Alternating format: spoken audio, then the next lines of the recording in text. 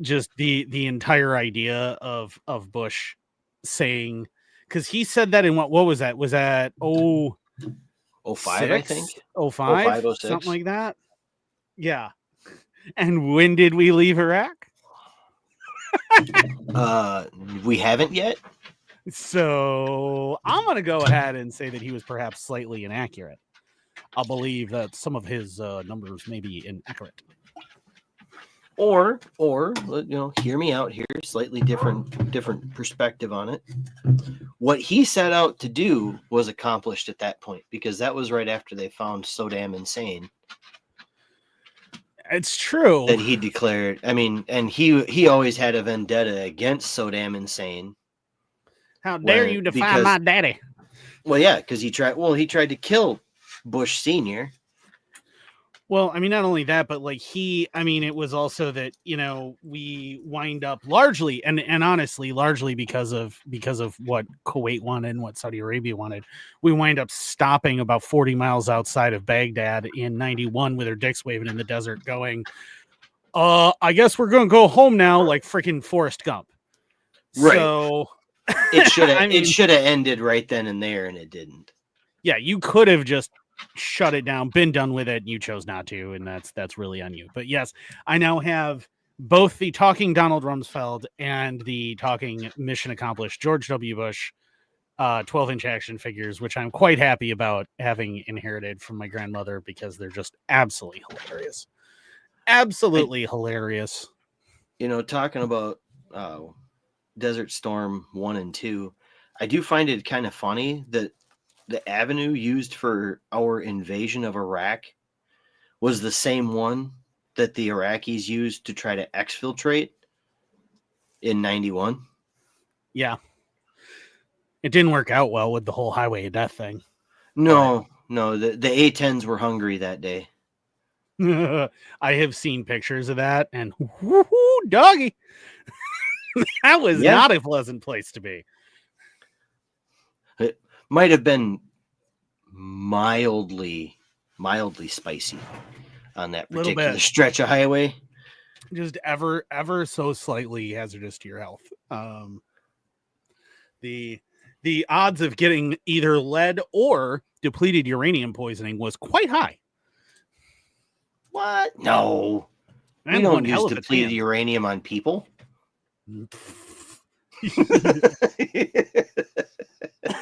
I couldn't even say it with a straight face. I mean, especially in 91, like on the highway of death. I mean, they were just firing that down into that whole caravan of vehicles, and keep in mind, most of those vehicles were unarmored. They're just pickup trucks. So what do you think a sheet metal roof for a pickup truck is going to do against a 30 millimeter and 20 millimeter depleted uranium? Yeah, DU. Like, it's not a fucking thing. It's not going to go well. You might as well have been in a convertible. Yeah, because it's just going to keep on going. It's going to go right through. I mean, a DU round like that is going to go right through the engine block and keep going. Mm-hmm. So it's, especially if it's cast iron block, because it's going to shatter the cast iron block, and the block's just going to shatter out of its way. And or like going to continue. Most engines nowadays are made out of cast aluminum. Yeah, well, if it's aluminum, it stands. I mean, no chance really, but it's at least slightly tackier, so it's going to grab on a little. But that's about it. Yeah, I mean, only because the damn block is melting from the friction, and aluminum cools so much faster.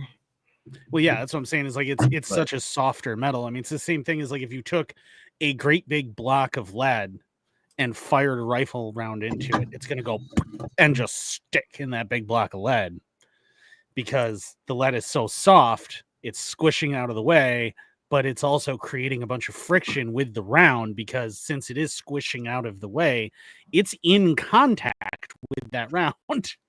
Yeah. So, well, and the other thing is aluminum is so brittle when it's in its cast form. It probably would just shatter too. I mean, forged aluminum is a little different, but just about cast anything is not going to take that well.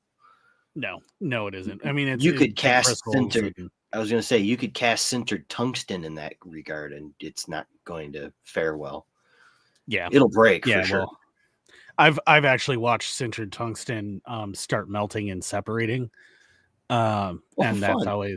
that's a very entertaining thing. But it was a guy who built like a what, you know, those tiny engine kits.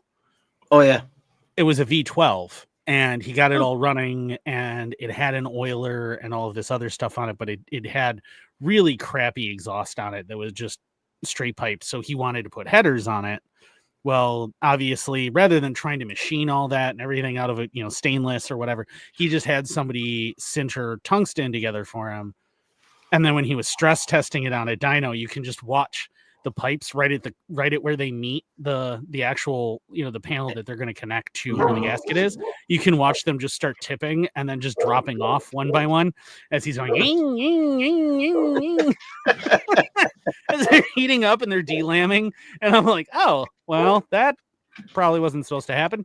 Now I know what tungsten melting looks like. Fantastic. Yeah. Oops. Yeah, but it's really cool. And once because he fried the ignition that comes with it. Oh yeah.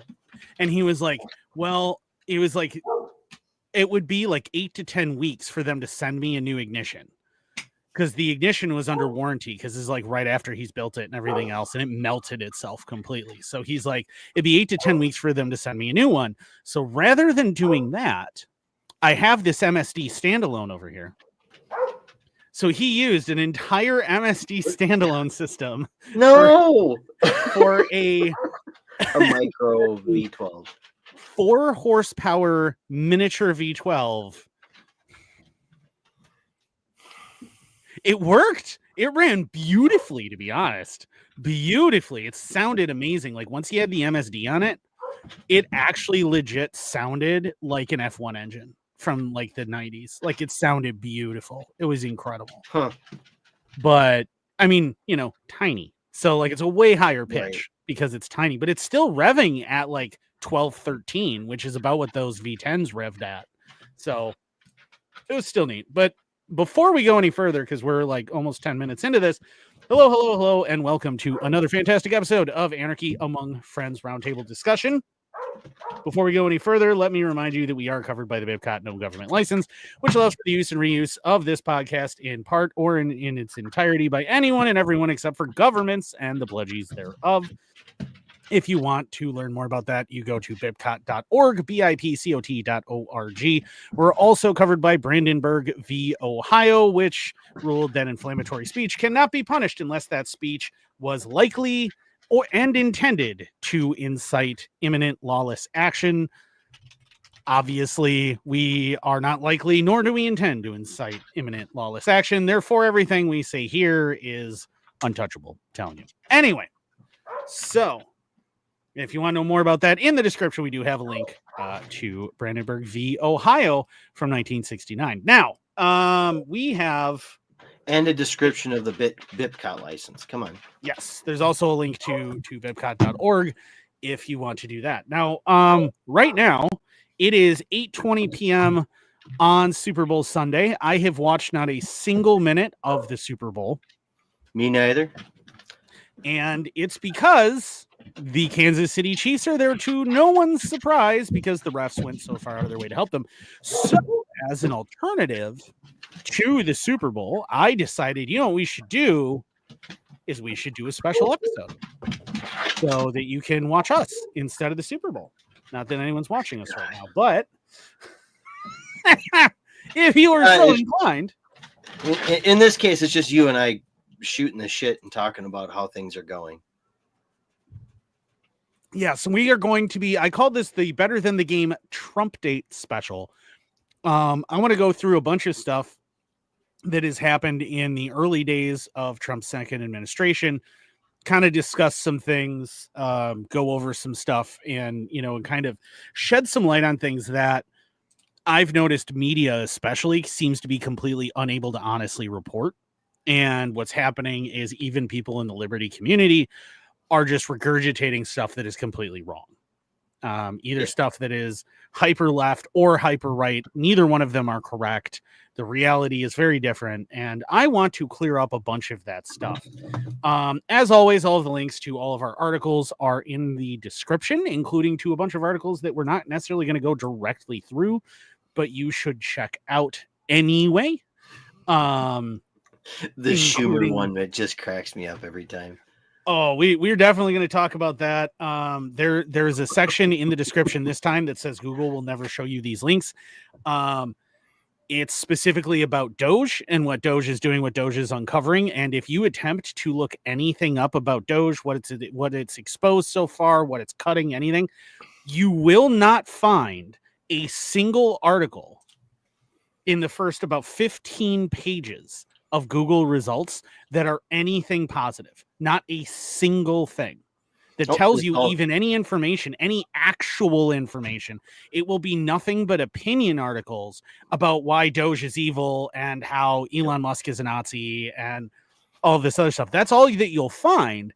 Now, if you go to Brave, which I recommend everyone really should be using by now, if you're not, what the heck is wrong with you? But if you go to Brave, that will allow you to find things, which is what I did. I went to Brave and I looked some stuff up. And so I included a bunch of the articles that I found that have interesting information in them so that you guys can look them up too.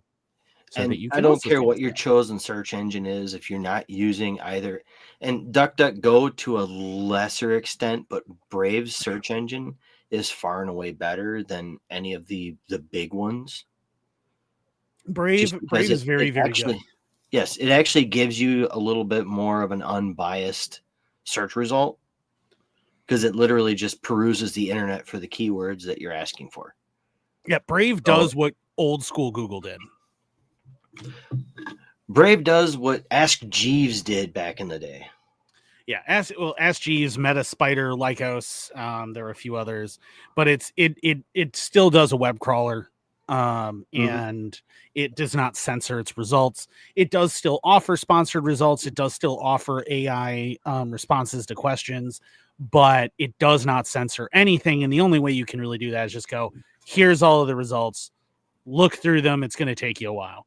And that's figure out what more you often want. than not. Yeah. Well, more often than not, you're going to wind up needing to use Brave if you are not marching lockstep with the government and with mass media and things. You are going to need to use Brave. DuckDuckGo also censors stuff that came out during they do now. They for the longest time they were considered the leading freedom or privacy search engine, but then it came out their algorithm censored stuff too. That all came out right about the time COVID's went nuts. Yep, that was the COVID thing. That's when that all came out, was that they were actually censoring stuff. They also claim to not track you at all. I would be highly skeptical of that, whether or not that's true. If you use the Brave browser and you use the Brave search engine, and again, we're not sponsored by Brave, unfortunately. I really wish they would, but hey, Brave, if you're listening, I mean, yeah, we're a small group, but come on, I mean, just saying. But if you use the Brave browser and you use the Brave search engine, you're probably going to have the best privacy experience online and the best search experience. Yeah, I highly recommend doing that so that you get this stuff. But anyway, I mean, do we want to start with there's a lot to talk about with Doge. I have like 3 main articles on here that are probably going to take a very long time to talk about. Well, I mean, why don't we do that and then we can just kind of speed run the other ones? Well, so Doge, if you're unfamiliar, if you've been living under a rock lately and you don't know what Doge is, it's what the Department of Government Efficiency, named after Dogecoin, right? And many accountability, much budget cut. Wow. But so it's headed up by Elon Musk and a bunch of other people, and it has generated it's found a ton of stuff. Okay, it's found a ton of stuff. But before I go into what it's actually found, I do want to talk about what Chuck Schumer decided to say, which has got to be one of the most ironic, complete lack of self-awareness things I have heard in a giant amount of time. Well, no, not a giant amount of time that I've heard since the TikTok ban arguments happened, actually. Yeah, that's a fair comparison. Yeah. And I talked about the TikTok bans on here as well, and go back and watch that episode if you want to hear what the government unironically argued. But yet again, we have a man in the government unironically saying something that you just stare glaze-eyed at, because you're like, and some of that was like, so don't threaten me with a good time. I mean, especially his comments.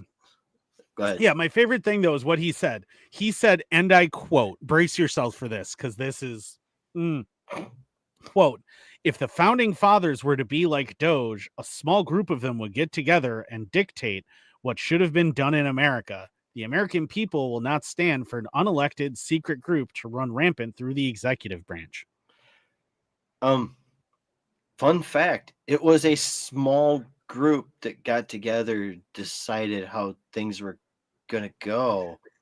As a historian, I have bad news for you about the founding fathers.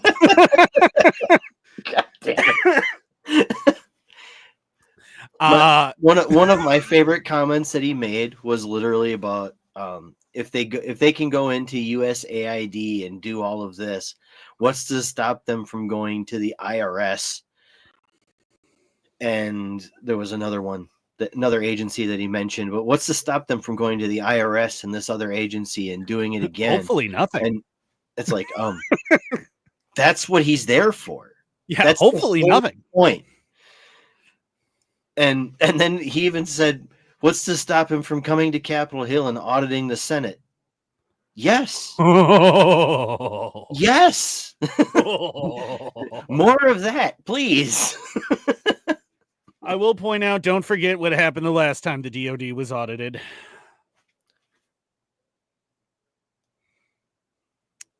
Drawing a blank, you'll have to remind me. It was the auditing was occurring in August of 2001. Oh. It's the last time the DOD itself was facing a major in-depth audit. Well, and what's funny about that is I just saw something yesterday where Trump was saying that the Pentagon was his next destination after he got done with USAID. He is not long for this world. No. No, he's not, bro. If you're gonna audit the Pentagon, like, I highly suggest that perhaps you do not fly in airplanes or helicopters for a while. Also considering that Tesla maybe avoid not traveling in avoid traveling in unarmored vehicles. I would just straight up buy, honestly, like one of those oh god, what were they called? The little mongoose armored car from like the 40s, 50s, because there's no computers in it, nothing else. Like, I would just travel in that because it's armored, they can't mess with anything electronically because there's no electronics in it. So like, I would just be going around in that from now on, because they are not going to take that well. No. But yeah, no, they're not. Especially since the last few times that any holes in the budget were exposed, it was like, oh, they lost $1 trillion here, $7 trillion there, and but like right as people were finally going, yeah, we're going to audit the Pentagon and figure out what the heck the DOD's been spending all this money on and where all this money went. We're finally going to nail it down. And within a month, President and second plane has hit the tower. And so just going to point that one out, that's what happened last time. So if you're in tall buildings over the course of the next 6 months or so, maybe don't. Just a suggestion. I'm not saying anything untoward's going to happen. I'm just saying that being in a high-rise building might not be good for your health. I'm just picturing, you remember those the old Warner Brothers cartoons where like the buildings would like pick their skirt up? Oh yeah. And like I'm just picturing a giant building doing that as an airplane. Whoop!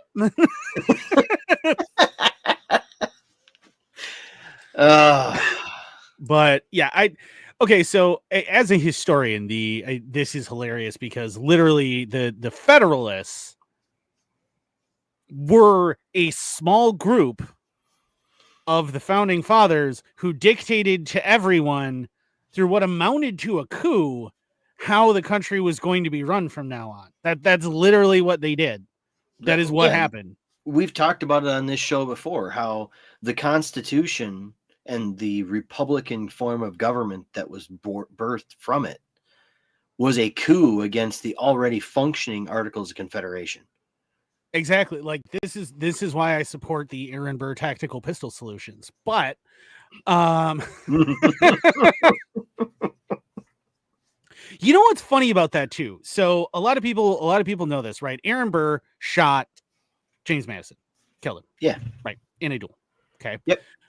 What a lot of people are unaware of is that the pair of pistols was supplied, obviously, because the challenger was Burr. So the challenged gets to select the pistols. He borrowed the pistols from his uncle. Okay. These are the same pistols that his son had borrowed from the same guy and been shot and killed with in a duel. By Aaron Burr. Not by Aaron Burr, but okay. Still, same pistols, and they selected the exact same location. So, and I think it was like a year. It was just like a year later. So like he's killed in a duel with the same pistol, potentially the exact same pistol that killed his son in a duel over the same crap at the same place. All right. So that's fun. But like Burr hated Madison and he should have. Madison was an elitist pile of scum, just like George Washington was. In fact, probably if you're like one of those, I'm going to wave the American flag and go, oh, the founding fathers, you probably only know about the founding fathers who were all Federalists, and you should actually hate those people. The anti-Federalists are the ones that you should care about and go, yay, like, Thomas Paine. I don't know how accurate of a quote it is, but you hear it all the time attributed to Thomas Paine about we should shrug off the mantle of the crown and replace it with nothing. Yes, that is actually in Common Sense, isn't it? I don't know if it's in one of the Common Sense pamphlets or if it's in something else, but yes, he did actually say that. But yeah, like that makes me laugh. And also the small unelected group that is like unknown to the American people controlling everything in the executive branch. So like bureaucrats. Is that who we're talking about? We're talking about bureaucrats? Oh no, you're talking about them specifically. Oh, I see. So when it's not your pet bureaucrats who are now doing things, now suddenly a small unelected group being in charge is a problem. Like yeah, it's like, come on. We've been fighting against the unelected bureaucracy for over 100 years at this point. Well, yeah, forever for sure. But I mean, it really ramped up under Woodrow Wilson, in my opinion. Well, it ramped up. I mean, even before Wilson, like you see it start ramping. I mean, I would argue. So you see a lot of ramping of it under Teddy Roosevelt. You see a bunch of it happening under, I mean, even going back, if you look at Abraham Lincoln, I mean, Lincoln is really kind of single-handedly responsible for the birth of the admin state. But, I mean, that's neither here nor there. But what I will say is these, you got to keep in mind that like successive presidents, with the lone exception of Calvin Coolidge, have all made it worse. Every single one of them. Coolidge has been my favorite president in history. And he should be, because he proudly said that he can regard his legacy being that he did effectively nothing the entire time he was in office. which he did intentionally. That was his entire thing, was that he was going to try and keep government from doing jack shit. Like, that was literally his campaign, was, I'm going to try and keep government from doing fuck all. And everyone was like, hell yeah, I like that guy. And didn't he only serve one term on his own accord? Like, Yeah, he served one term, fixed a bunch of shit, got the government out of the way, and then just kind of sailed off into the good sunset. Yeah, I mean, unfortunately, everybody successively after him undid literally everything that he did very rapidly. But which we're gonna see, I mean, with a lot of this DOGE stuff, to be honest with you, right? Like, almost everything that Trump's been doing and trying to cut and change, but it's all stuff that the next administration is just going to undo and put right back as soon as people aren't looking as hard. But right now, Trump's being the psyop that he always has been. You're right, but at the same time, it's possible. I'm saying possible, extremely unlikely, but possible, that a lot of the cuts and everything could be made permanent. He just but it has to be done with obviously the group of baboons on Capitol Hill being on board with it, and which so on and so forth.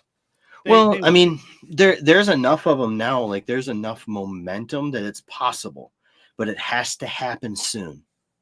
I think that a lot of people seem to, because you hear this a lot, right? You hear a lot of people, especially ironically on the left, go, well, we need to, the lobbyists have too much control. We need to outlaw lobbying.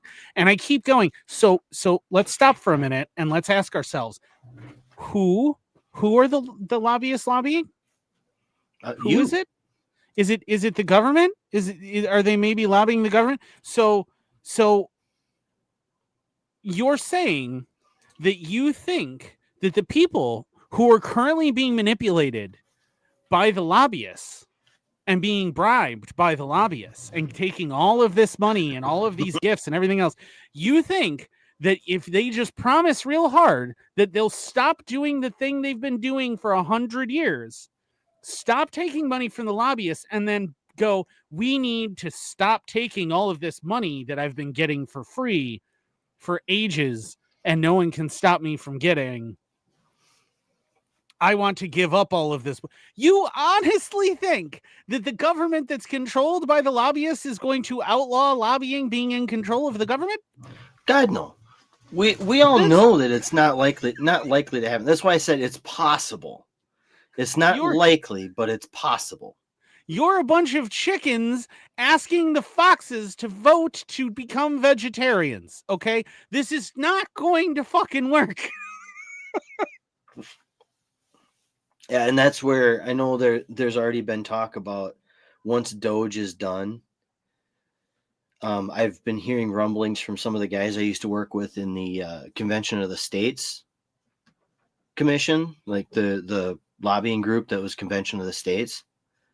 I've heard rumblings from them again, because once DOGE is done, and based on the populist support, so to speak, of everything, all the cuts, they're talking about trying to push for a Convention of the States on a balanced budget amendment to prevent that type of bloat from coming back. It ain't going to happen because the state governments ain't going to allow it either. Oh, are you kidding? Because they're getting the gravy train. But not only that, right? Who is the single largest contributor to political campaigns? What industry is the single largest contributor to political campaigns? Do you know what that is? Is it healthcare or is it defense? I think it's healthcare. Defense. The military-industrial complex. Guess who the single biggest budget suck is in the American budget? Defense. Actually, no. You're wrong. The largest budget suck in the American budget is not defense. It's Social Security and Medicaid. Oh no. If you look at what the is spent on defense annually, the sheer amount will blow your mind. Keep in mind, we spend more on defense. The United States spends more on defense than the next like seven countries in the world combined. No, the largest line item in the U.S. federal budget is Social Security, which was budgeted at $1.354 trillion in 2023, followed closely by Medicare, $848 billion. The defense industry is number 2, actually, at 943. So Social Security costs more than the defense budget. Except here's the thing, right? That's misleading, and here's why that's misleading. Because the U.S. government is allowed to borrow from the Social Security budget for defense at will. The whole reason that Social Security is looking at insolvency, right? Like, remember that when FDR goes, oh, we're going to do this Social Security thing. It's going to be this government secured retirement plan that definitely won't ever go wrong. And don't worry, we may be assigning all you citizens just a bunch of numbers, but it'll never be used for identification purposes because you're not numbers, you're citizens. And that would be an incredibly fascist move. I still find it funny that with everything under the sun, using your Social Security number, on the back of the stupid card, it still says this number is not for identification purposes. Yes, because it's legally required to be. However, it absolutely is. The funny thing is, right? So there's that. And then on top of that, right? So starting with Woodrow Wilson and then moving on into FDR once FDR is in office in his first term when he's pushing right for the New Deal. And he goes, not only will this number not be used for identification, but it is forbidden by law for the United States government to borrow from that. That's your money for your retirement. And everyone went, okay, because people are stupid and can be bribed with their own money. And they went, sure, I'm sure you promised hard enough. And then within just a few fucking years, the U.S. government is like, I mean, World War II was kind of expensive, so we're going to go ahead and borrow from Social Security now. Well, yeah, and the reason why they were able to do, why they were willing to do that was because there were enough people that had been killed, ironically, by World War II to go, there's all this money sitting that's untouched because, your money that you pay in goes into your account, and that's your money when you retire. So while we have all of these dead men that we've been collecting Social Security taxes from for the last X amount of years, and that money's just sitting there. So who would miss it? We'll just take it, except, we're not just going to take that. We're going to continue to take and take and take and take and take until the balance is zero. The whole fucking thing. Yep. And then we go, oopsie doodles. If you're our age today and you think that Social Security is going to be there when you get older, I've got some beachfront property in Arizona to sell you.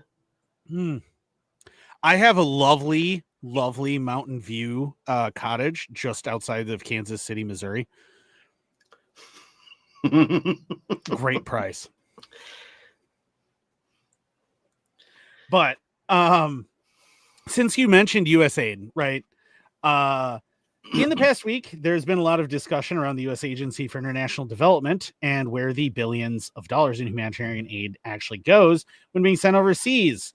The Trump administration has been a huge advocate in wanting to shut down USAID as an independent agency and putting it under the authority directly of the State Department. President Donald Trump has said USAID is being, quote, run by a bunch of radical lunatics, end quote, as part of his first day in office. True. Yeah. As part of his first day in office, Trump signed an executive order pausing foreign assistance for 90 days. Of course, he immediately undid that when he was like, we're going to go in and build a Chick-fil-A in Gaza. But anyway, we'll get there. But anyway, taxpayer funding for USAID doubled from the beginning of Trump's first term in 2017 to the end of President Joe Biden's, big surprise, rising from $20.5 billion in 2017 to $42.4 billion in 2023. Secretary of State Marco Rubio has accused the USAID of rank insubordination through its use of taxpayer dollars. Rubio, who is also named the agency's acting administrator, argued on Fox News USAID has evolved into a, quote, global charity, end quote. This allows it to spend tax dollars irrespective of whether it is in the national interest or not in the national interest, he said. Which I completely agree with. That is definitely what's happened. And how ridiculous it's gotten, though. Like, yeah, they were literally paying the payroll of Politico. Yes. Okay. So we're getting there. So what's really interesting though is USAID employees have been told not to come into the office, that the Washington headquarters would be closed. Both USAID's website and account on X have been taken down. There's that now famous video of the man standing in front of the doors of USAID and all of those people standing in front of him. And they go, well, are you going to stand here all night if we refuse to leave? And he goes, yeah, I guess so. Chad move. Well, yep. And didn't those same people that were standing out in front of USAID like break a window to get back in the building? I don't remember if they did or not. That's the only video that I've definitely seen. There's the video of the politician standing there virtue signaling while standing in front of it, and then they turn and head to the building. I thought there was a video of them breaking a side window because they couldn't get in through the door, but I could be wrong. I mean, possibly, and I would argue they're now trespassing and should be arrested, which would be hilarious because that's a federal trespassing charge, which will make you ineligible to work for a government agency. Wouldn't that be considered an insurrection to trespass on federal property? Like, I don't know, January 6th? Oh, we'll talk about January 6th. Don't you worry. We're going to have that conversation. I know we're going to have that conversation. It's also 2 senior officials were placed on indeterminate leave after refusing to allow DOGE employees to access files that included classified information. Why does an aid organization have classified fucking information? Right? If you're truly a humanitarian organization, then what you do with the money should be completely transparent in the first fucking place. That should just be open. Like, I should be able to look up on their website and go, how much are you giving here? How much are you giving here? What are you giving? There should not be classified information in what is supposed to be a charity organization. That is not a thing that is supposed to happen. Right. And going to the very next line where it talks about Caroline Leavitt, she is such a refreshing face at the podium at press conferences over the diversity hire, Karine Jean-Pierre. But the way she handles the press is so fantastic. I love it. She also said she got asked why USAID is getting shut down, and she stunned reporters by giving them a lecture about where the money's been going. For instance, $1.5 million to advance DEI in Serbian workplaces. $70,000 for the production of a DEI musical, that is diversity, equity, and inclusion, in Ireland, which I'm sure makes Andrew really happy. Oh, I'm very pleased with that knowledge. $47,000 on a transgender opera in Colombia. Thank fuck, 70 grand of my money has gone to pay for a trans-centered opera in Colombia. We wouldn't want all of those cocaine fucking cartels to not understand chicks with dicks. It gets better. $32,000 for a transgender comic book in Peru. First of all, I don't know what the comic reading public in Peru is. I can't imagine it's huge. Well, I mean, Peru's not huge, so it's it's bigger than you think when you actually look at just how far down. But anyway, that's why. Yes, the descendants of the Inca really need to understand through the noted classical storytelling device of a graphic novel the importance of trans. Why is the United States paying for this shit?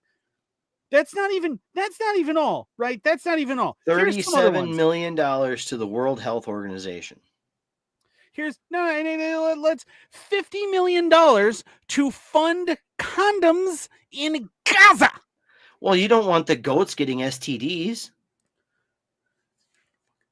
It's just why? Why are we paying for that?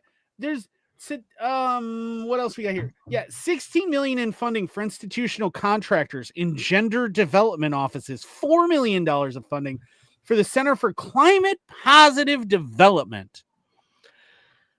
$12 million in support services to the Bureau for Resilience, Environment, and Food Security. Raise your hand if you knew that was a bureau within the federal government, because I sure as fuck didn't. I fucking didn't. What is that even? What do they do? No one knows. No one knows. That $6 million in non-emergency funding for redundant administrative supports for the Center of Excellence. Redundant. $3 million for non-emergency funding to provide evaluation services for planning and learning programs. Evaluate. That's just going, is this planning and evaluate? We're going to, so I just want to point out here, okay, this is evaluation services for planning and learning programs. Okay, evaluation services for planning programs. All right, so they're paying $3 million to evaluate whether or not the planning system that is going to evaluate the learning program is going to work. Yep. They are evaluating the evaluation to determine whether or not it can evaluate with value. Yes. Okay. This is $3 million.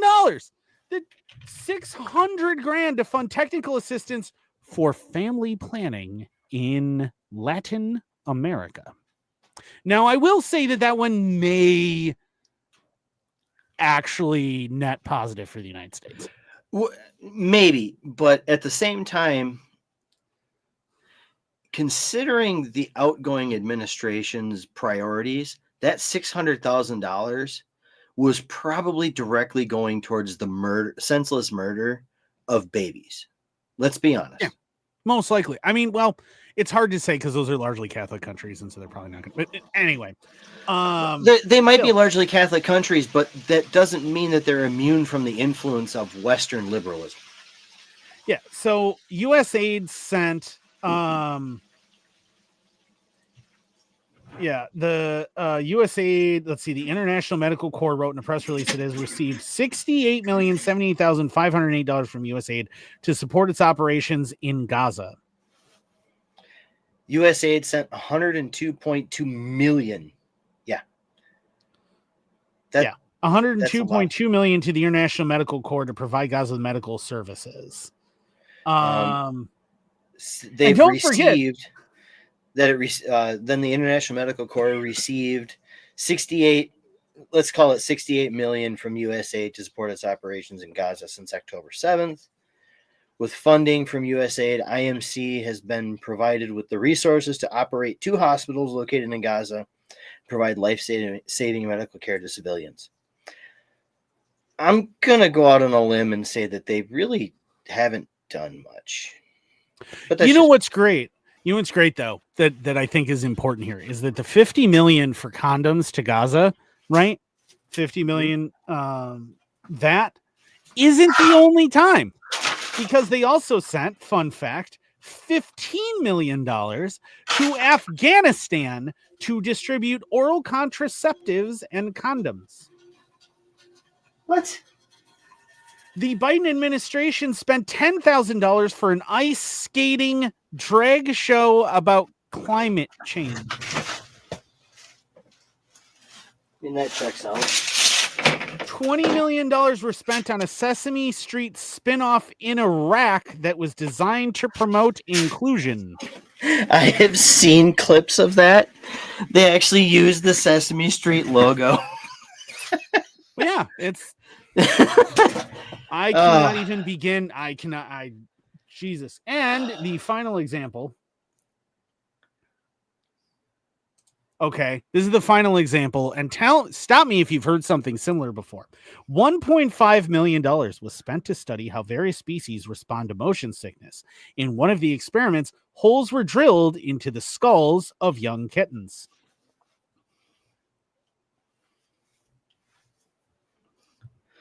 That sound familiar?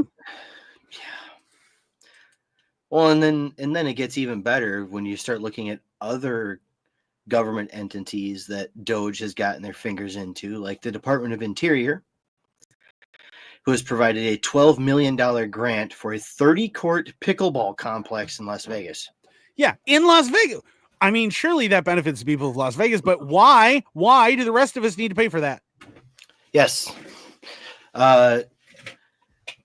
Spreading a large source of government waste money is spent on maintaining empty or largely empty government buildings. Oh, this one is infuriating. Ron Paul cites a recent Government Accountability Office report that identified nearly $10 billion with a B in federal funds wasted on empty office spaces. Most and federal it's important offices to note, are ghost towns.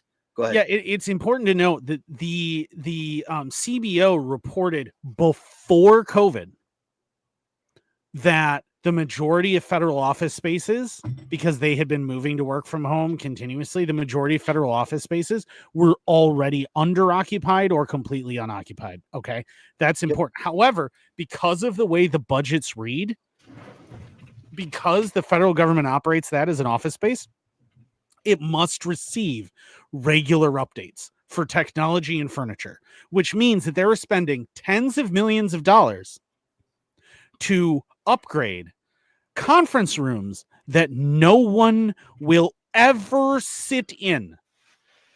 Or, okay, anybody who knows me knows I work in IT, right? Anybody who's watched this show has heard me talk about the fact that I work in IT. There is a life cycle process for your back end, your data center, your wireless infrastructure, all of that. That means that with all of these buildings being completely unoccupied, they are ripping and replacing network switches, wireless access points, rack-mounted servers, wireless LAN controllers. Telling you from personal experience in the building of a new facility for my organization, that project alone from our budget, and we're a small rural healthcare facility, was encroaching on $10 million just for our building. Can you imagine what it looks like across the government agencies? And considering that most of those offices are completely empty. Yes. I mean, it boggles the mind, does it not? It boggles the mind. I mean, and that's just some of it. If you guys want to look at the rest of it, I have links to all of these articles that list tons of the government waste, and it's insane. These 5 listed insane by Rand Paul are my favorites, though. Promoting DEI among bird watchers. Yeah, among bird watchers, $300,000 for a DEI initiative for bird watchers. And that one fun. Tragically misnamed United States Department of Agriculture. The tragically misnamed USDA is spending money on, well, not only in the United States. The 2024 Festivus report highlights the USDA spending $20 million on the Fertilize Right initiative to, quote, advance fertilizer use in Pakistan, Vietnam, Colombia, and Brazil. This was one of a number of items in the report that involved American taxpayer dollars going to foreign countries. And here's the thing, though, right? Like you could argue that this is useful if America produced large amounts of fertilizer. However, we don't. Most of it, doesn't it come from Russia? No, most of it winds up coming from the same Central and South American fucking countries that we just promoted to use it. And then number 5 on this particular one, this is the fee.com article from the list. Then there's another section here that we won't get into. The 2024 Festivus report highlights $365,000 that has been spent by the National Endowment for the Arts to promote circuses in city parks. Well, see, that one I don't argue a lot with, because that one it's the National Endowment for the Arts. That's literally what they're supposed to do. We don't need a government agency that deals with the arts. I mean, of all the things that I would like government to be spending money on, I feel like the arts is probably one of the least offensive. So, well, I mean, and that's fair, but at the same time, in fact, if we could just defund 3/4 of the Department of Defense and just move that all over to the National Endowment for the Arts.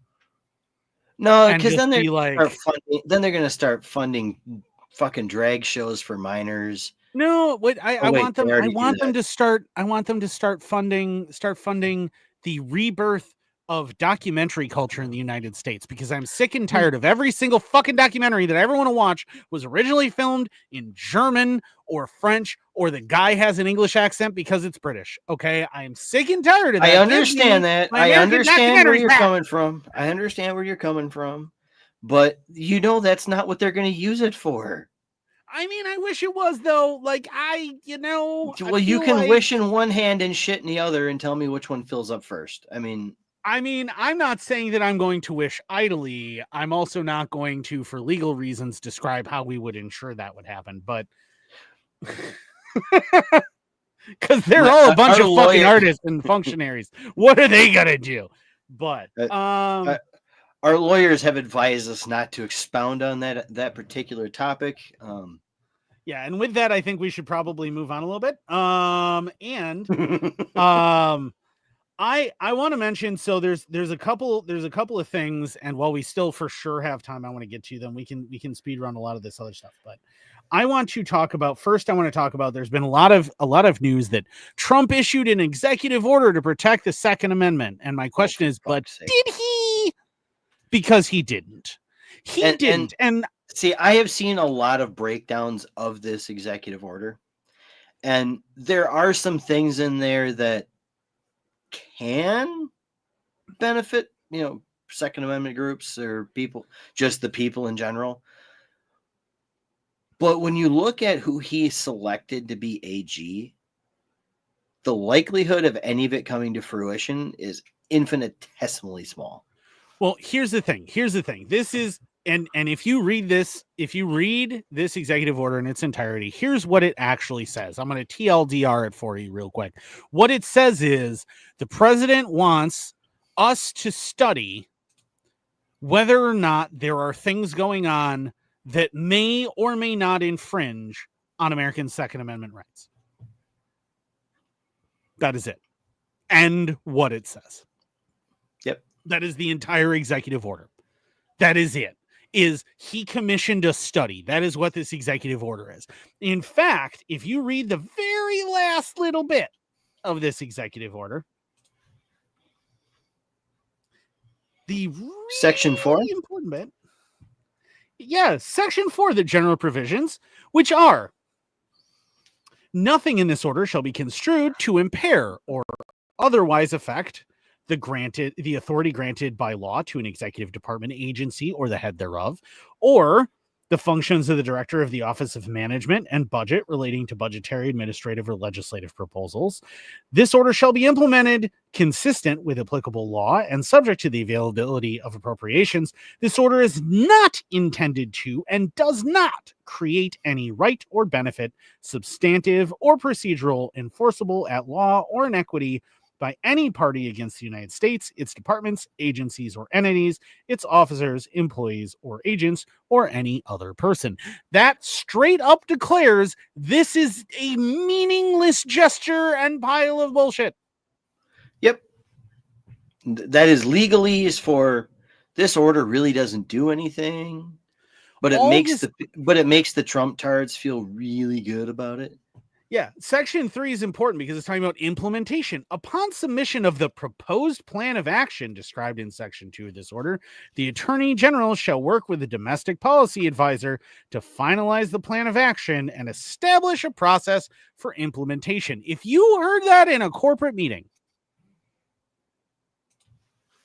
If in a corporate meeting a guy went, "Oh, we're gonna," and of course, upon the submission of the proposed plan of action previously described, the investigator will then work with our manager here to finalize a plan of action and establish a process for implementation. What do you hear? You hear nothing is going to happen. This is performative bullshit. This means nothing. So speaking of Trump and his executive actions, Trump has signed an executive action and has instructed the U.S. Treasury to stop minting new pennies. He posted on, I don't know if it was X or Truth, so it looks like Truth Social, where it says, for far too long, the United States has minted pennies, which literally cost us more than 2 cents per to produce. This is so wasteful. I have instructed my Secretary of the Treasury to stop producing new pennies. Let's rip the waste out of our great nation's budget, even if it's a penny at a time. So fun fact about coins, U.S. coins. So pennies are barely any copper anymore. They're mostly zinc. You know what's hilarious? The reason they moved to zinc from copper is because copper got too expensive, and now zinc is really expensive. You know why? Because zinc gets used in electronics, so it makes it very expensive. So it is now 2.5 times the value of the penny in order to produce a penny. You actually get more money if you collect your pennies and take them down to the scrapyard than if you actually use them as pennies. Strictly speaking, that's technically a federal crime, but I won't tell if you don't. But also, I'm just saying that if you do that, you're going to get more value out of the weight of your pennies as scrap metal than you will as pennies. But the penny isn't the worst one, in my opinion. The penny isn't the worst one. The far more egregious one is the nickel. A nickel costs 11.65 cents to produce. When was the last time you needed a fucking nickel? I used one yesterday. Okay, well, you're a terrible example, but most people... My bill at the store was some odd and 16 cents, so I pulled out a dime, a nickel, and a penny, and a bill bigger than my total. And but before that, how often did you need that nickel? How often do you need nickel? How often do you need a fucking penny? I carry a pocket full of change every day because of situations like that, Andrew. You are a terrible example, and you were ruining this entire point here. So, you know what? Ignoring Chris, normal human beings in the United States do not need nickels or pennies. And you know why you need nickels and pennies? And here's the thing. You know why you need nickels and pennies? It's not because of the prices of the goods. Is it? You need nickels and pennies because of the taxes. That's all they're for, is to pay fucking taxes. Yeah, you're not wrong with that. That's it. There is no way you would ever use nickels or pennies. Off topic, but on subject. I stopped at a small mom and pop shop a couple of days ago and I bought something, and on their receipt it says government extortion fee for the sales tax. That's awesome. I'm like, yeah. I'd shop there more often. I would make it a point to shop there more often. Yes, I do. I shop there as often as possible. And they're a liquidator store, so they get closeouts from other stores and then sell them at a profit. So it's like, hell yeah, I'll go there and save money. Fuck that. Yeah, they're cheap. They're cheaper than other places. You still get decent crap, and you get to support somebody who probably agrees with you. So yeah, go for that. Vote with your dollar.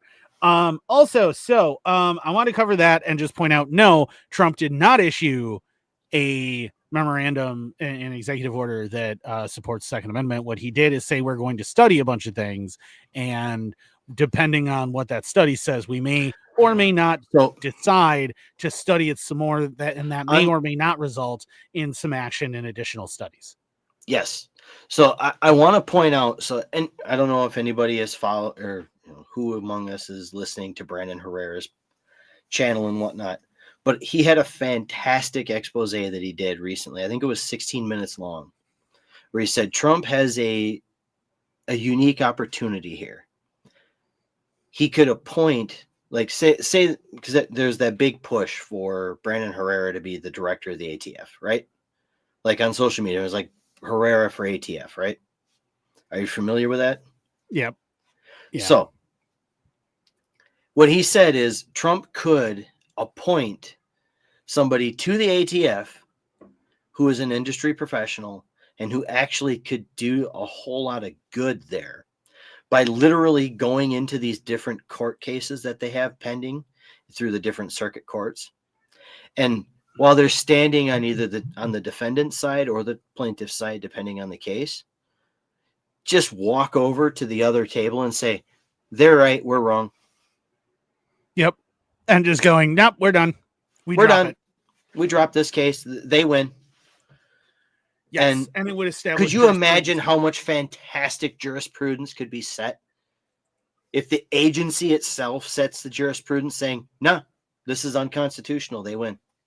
Yeah. So to that point, I do want to mention really, really quick, because this is one of the articles that we can speed run. The FPC won one hell. Yes. Of a case in Mississippi.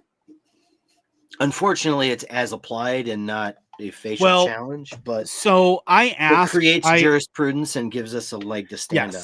Yes, I asked one of the guys that I know, one of the contacts I have at FPC, like why it's only in this case, and what he basically said is, well, it's because it's criminal, so it can't be for anything but as it applies in this case, because this is not a I forget the legal term, but this is not it's not a facial challenge. It's not a facial challenge. That's what it is. Yes, this is not a facial challenge to the law, so it only applies very specifically to the guy who was accused in this case. But as applied challenge, yes, as an as applied challenge, it gives people who want to file a facial challenge a leg to stand on, and they can use this as fodder to get it struck down. Yes. And what's so cool about this is a direct result of Bruin.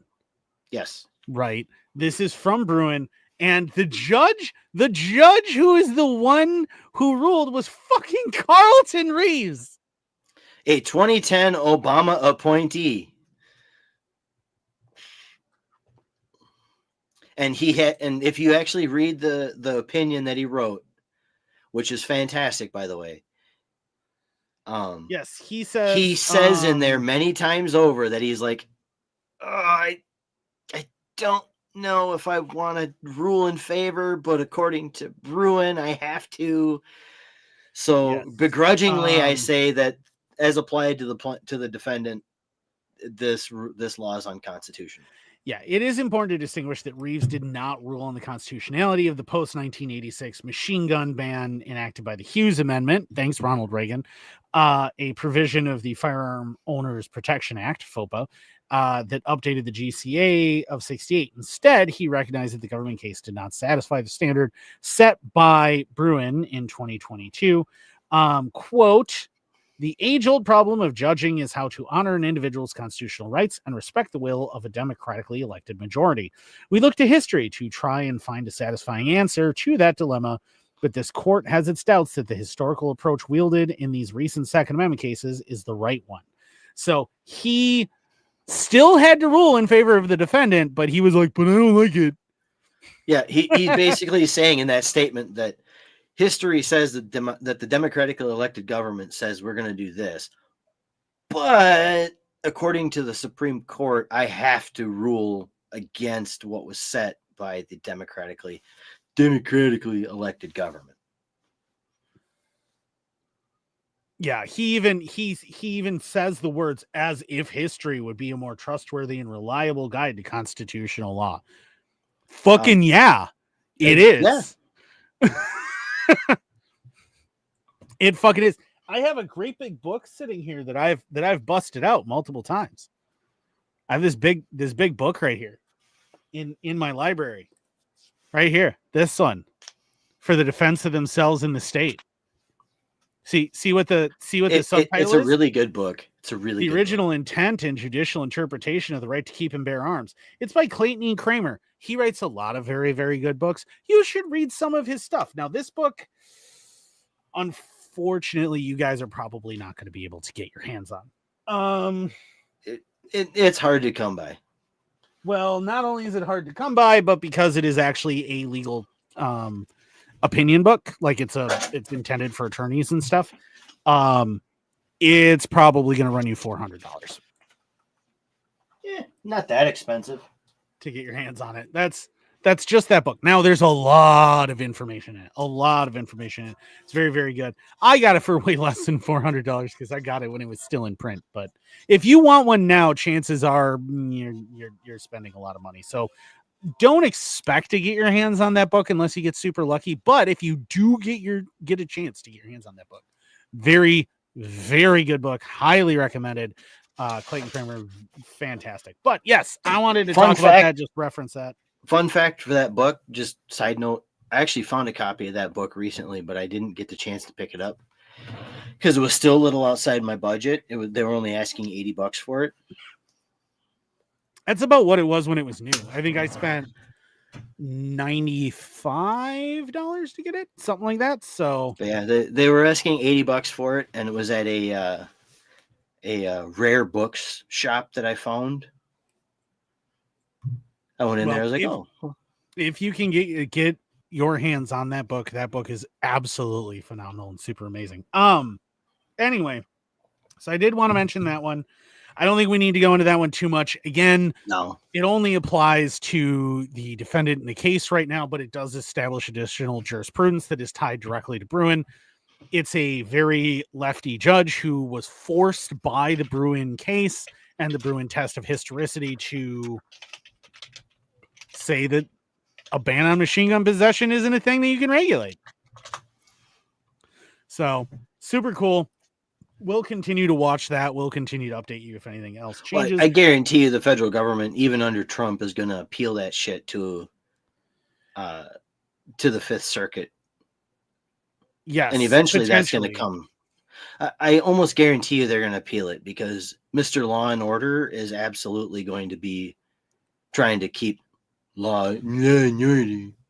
Yeah, well, I mean, dum. But yeah, it's potentially, but it's we'll see. We'll see what happens. We're going to keep tracking it. If you're not a member of Firearms Policy Coalition, you're not part of the Grassroots Army. First of all, what the hell are you doing with your life? Join. It's $25. Join the thing. Support them. Help them out. You are going to be entered into a bunch of giveaways for firearms, all sorts of cool stuff. Why are you not in it?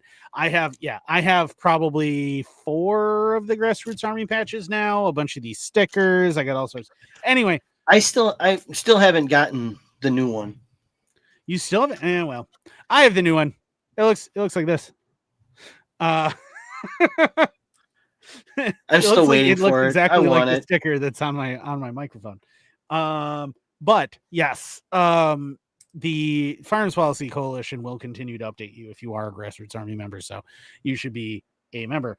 I also want to very quickly touch on just this. You can read the article. 97% of the Trump administration's deportees of illegals to this point were already on a deport list from the Biden administration. I mean, you start with what you know, right? I'm not no. But I just want to point out, like, all of these people going, oh God, he's going to get rid of all of these families and he's going to destroy all of the 97% of the people he was going to deport are already going to be deported. These are already the people that they knew were going to be deported before Biden left the White House.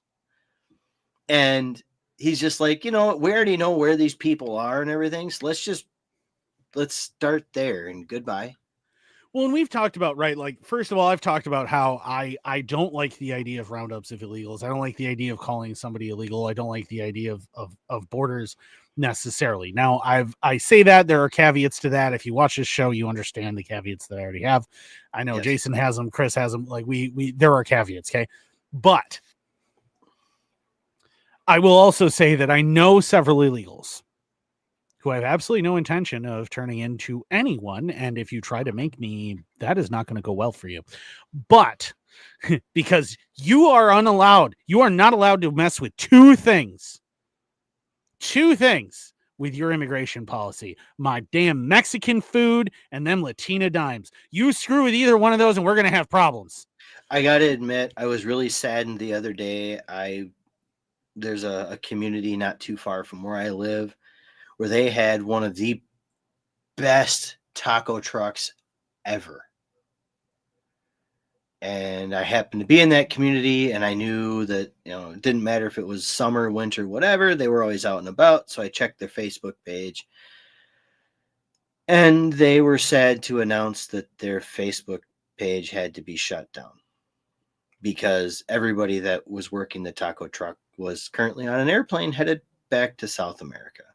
See, and that's sad because it's delicious food. Okay, it's delicious food. Now, my favorite local restaurant, the guys are legal immigrants that run those, whatever. But there's a Mexican grocery store that's now shut down that I loved going to and getting stuff. It was the easiest way to get some ingredients for Mexican food that I love. I love Mexican food. It's my favorite variety of food. Okay, I'm Irish. I love Mexican food. Okay, Irish food is bland as shit. How dare you, sir? No, it's not. It is good if it's prepared correctly, but I mean, unfortunately, it does have a lot of British influence.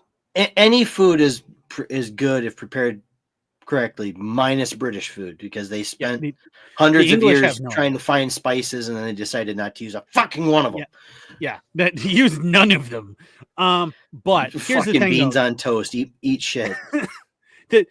My dear British brother, okay, the planes are no longer overhead. Hitler is defeated. You don't need to keep eating like that. But anyway, so I don't like the idea of mass roundups, but a lot of the people that I've talked to, including illegal immigrants that I have spoken to, right? No, he doesn't mean British. He does mean English, actually, is what he means. Because British is just the people on the island, and that includes the Scots, who do know how to make food. Yes, the Scots know how to make fantastic food. And the Irish, like you said, if made correctly, is fantastic. If you've never had St. James stew, missing out, man. Lionsgate stew. But I've had some people who were making traditional Irish dishes. Oh, yeah. Were like, I've had shoe leather that tastes better than this. My bangers and mash is legendary. But anyway, well, then you and Lindsay need to drag your asses down here so you can cook dinner for us some weekend, and we'll have some fantastic food. You'll be uncomfortably full after the bangers and mash. I'm telling you, because I'm okay with that. You eat a ton of it, and it's so hearty, and you're like, oh, but it's worth it. I'm okay with that. So. But I want to point out, though, that like the majority of people who are legal Mexican immigrants, the children of immigrants, and illegal immigrants I've spoken to about this whole thing. Sorry. Jason just posted a screenshot from X. Trump gets rid of DEI and immediately 53 Chiefs get massacred live on TV. Oh, good times. But anyway, so... We're not talking about the game because the game sucks. Anyway, you're right, but that's funny as shit. that is funny. But here's the thing though. Like, I've talked to these people. I've talked to these people who've legally immigrated, illegally immigrated, everything else. And you know what? They are the ones who are like, yeah, fucking deport these people. They're like, get rid of them, kick them back, because most of them are criminals, right? And like, what has Trump said over and over again? What has he actually said? He said, we want to get rid of the people who are charged with felonies, people who have hurt people who we can demonstrate aren't just criminals because they broke an immigration law. They're criminals because they're fucking criminals. Right. Well, I mean, if you look at the prison system in the United States, there's a large number of people who aren't supposed to be in this country in the first fucking place, who are there because of violent crimes perpetuated against American citizens. Well, but the thing that's the thing though is like, but that's the thing. Yeah, exactly. But that's the thing is like, that's what Trump keeps talking about, right? Is he wants to get rid of the actual criminals first, and that's what he wants to go after, right? And so far, that appears to be what he's going after. But the thing is that like a lot of these other illegal immigrants who really legitimately just came here because they're like, I need to make a better life for my family. I need my family to be safe. I need to be safe. We need to make money, whatever. They're like, get rid of them. They're the reason I left the fucking country that I left. They're the entire reason that country's screwed up. Don't let them in here. Get rid of them. Which is funny as hell, because I know I've had a few conversations like that myself, and that's They're like, yeah, if we had been able to vote, we would have voted for Trump. Absolutely. Because he's going to get rid of all the people that were the reason why we ran away. Yeah, the cartels are why they left. All of these criminals are why they left, why they don't want to be there. They're like, don't let them in here. What the hell? That's the entire reason I left the last place. And if this place goes down the toilet, where do I have to go? Nowhere. Canada? I'm not going to Canada. So like, and you can't even say Canada because there's a number of places along the U.S.-Canadian border where the cartels have their own little things going on too, where they're bringing stuff that way too. Well, because it's an unfortified border, which means, unlike Mexico, which means it's very, very easy to move things across. Something I would know absolutely nothing about for legal reasons. Anyway, moving on. And speaking of Canada, because I do want to talk about this very, very briefly. There's another article I really want to get to, but this one I do want to talk about very briefly because I know that the majority, because I look at our Google Analytics, and I'm sure no one else does, but I do. And according to our Google Analytics, the vast majority of our listeners and viewers are male. And so I had to read this. I had to think about this. And so you do too. Drunk man's penis freezes to icy pavement during bar fight arrest in Canada.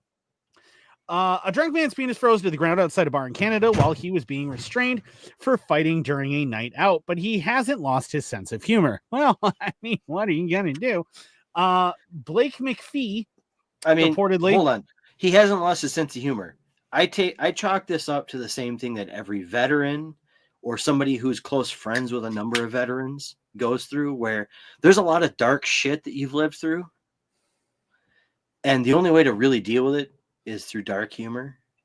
Also, I want to point out that the man's name is Blake McPhee. Take a wild guess where his ancestors are from. It ain't going to be but one of two places. So, yeah, he's got a sense of humor about this. You have two choices, and you're probably not wrong either way. Yes. He reportedly got drunk and started arguing with other bar goers at the East Village Pub and Eatery in Fort McMurray, Alberta on January 12th. And the place is called Fort McMurray, for the Lord's sake. As the dispute spilled out into the street and into sub-zero temperatures, things got physical and security guards attempted to restrain him. As he struggled against security, his pants fell down. Wear belts, kids. Causing him to become fully exposed to the elements. That is when his Tom Johnson got stuck to the icy pavement.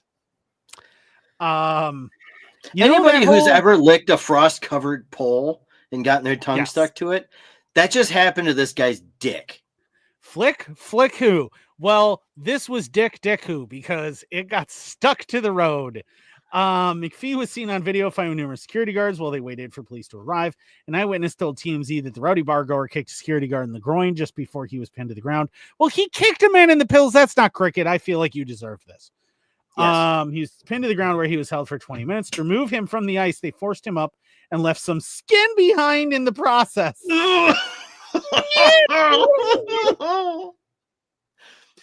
You couldn't pour a little warm water coffee? Just pour hot coffee next to me. Like, why rip me off? Okay. Then on the article, there's like 3 pictures that follow. The morbid part of me wants to see the spot on the street where his skin is still there to this day.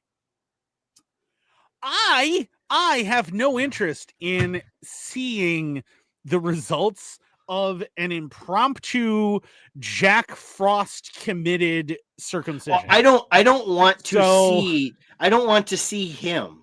I don't want to see the underside. You just want to see the poor man's winky. I want to see what he left behind, because I'm absolutely curious how many layers of skin that took off. I really hope he wasn't circumcised. Oh God. I don't know how I get myself in these fucked up situations. He wrote, guess that's what I get for being a drunk lunatic at a bar. Yes, that kind of. Yes, absolutely. I'll give you that. He did take issue with losing his pants in the struggle. Still don't understand why it was necessary to rip my fucking drawers clean off while I'm being arrested with 3 cops and two security dicks on me, but that's okay. Still, McPhee kept a sense of humor about the ordeal. Gone are the days a feller can get his wiener frozen fucking solid to the ground without it going viral, he said. Anyways, glad I can be some entertainment and back to making headlines. Gonna go crawl inside a hole and cry myself to sleep now. P.S. Sorry, Ma. He sounds Irish, just with the sorry, Ma. Yes, he does. Yes, that man absolutely sounds either Irish or Scottish all day. Oh God, that poor man. Just fuck. Oh. Nope. Nope. He got, if he wasn't circumcised, he got an impromptu quarter circumcision. Well, that's what I'm saying. Like that's a Jack Frost enacted circumcision, and I am not a fan of that idea. Okay, so we have enough time left that I want to specifically cover this. About Trump's tariffs, because I see a lot of people going, yay, tariffs, because they don't economics. So, right. I want to talk about this in detail because I have numbers. Okay, so numbers. Before you get started, since we're talking about tariffs, I'm going to do the responsible thing. And I'm going to search the definition of a tariff. Okay. It is a just tax because, on an imported good. Yes, it is a tax imposed by a government on an imported good, which is paid by the importer. Okay, it's not paid by the country. Yes, it's not paid by the country of origin. It is paid by the importer. The company that is bringing it in. Yes. Not the company that's exporting it. If you're talking about Samsung TVs coming from China with a 10% tariff, that means that Samsung US is paying that tax to the federal government to bring those TVs over from China to then sell to you. And if you think they're just going to eat that 10%, I have some news for you. If only it was 10%. Because here's the thing, okay? So the link that I have in the description, if you want to read it, is to the tariff itself. Okay, so that you can see the breakdown of the tariffs in detail. Because, again, I want you guys to be able to do your own research. Don't take what I say even at face value. Don't take what anyone else says at face value. You look into it yourself. I did a bunch of the legwork, but I am sharing it with you. Okay, at least some of this, because I did a lot more research than this. And go fuck yourself if you think I'm going to share all that with you. You go ahead and look it up. Anyway, on February 1st, 2025. Days without autism, 0. Yeah. On February 1st, 2025, President Trump issued 3 executive orders directing the United States to impose new tariffs on imports from Canada, Mexico, and China to take effect on February 4th, 2025. The tariffs are an additional 25% ad valorem rate of duty on imports from Canada and Mexico and 10% on imports from China. The tariffs will apply to all imports except Canadian energy resources exports, which will face a 10% tariff instead. The tariffs apply to products that are entered for consumption or drawn from warehouse for consumption on or after 12/1. Blah, blah, blah. Okay, right. So ad valorem, if you're confused by the Latin term, means according to value.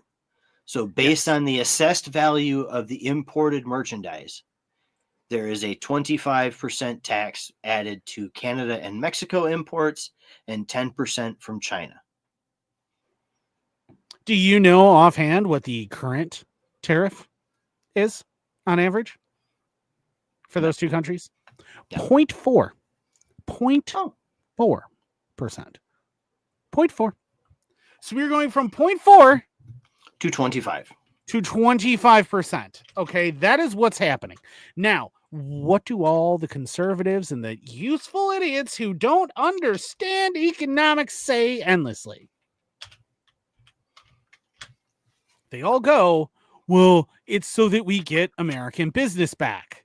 But by the way, 0.4 to 25% is a 6,250% increase. Yes. The more you know.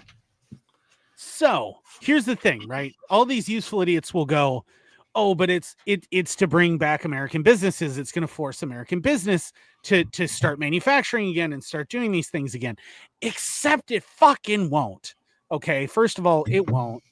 The cost of American labor is too high. Yeah. To make it competitive, even at 25%. Yes, it will still be cheaper to import. However, you know why it'll still be cheaper to import? Because who's going to bear that cost? You and me and everybody.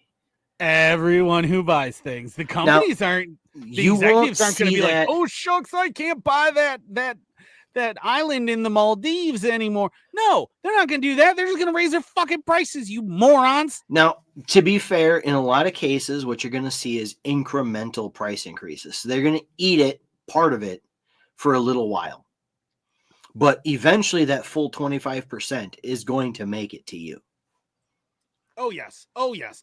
And here's the thing, okay? What I hear, right, when I point out what I'm going to point out in a minute here and I go through numbers, is I hear, well, but they're not playing fair, except they are playing fair to their own people, the only ones they have a responsibility to.